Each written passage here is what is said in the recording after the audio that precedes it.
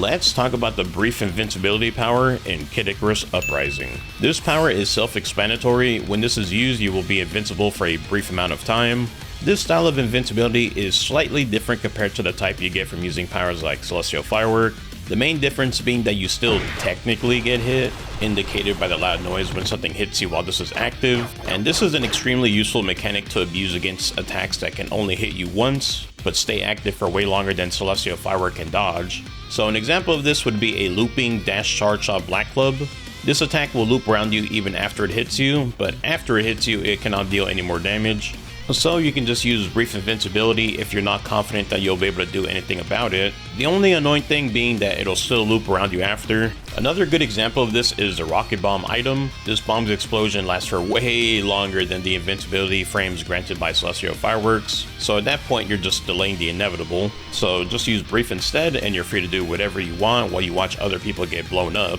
If you're fighting against weapons with multi-hits, this tactic won't work, but the good thing is that there are far more single-hit weapons in this game than multi-hit. A few examples of multi-hit weapons being I-Track Orbitars, the Great Reaper Palm, and the Babel Club.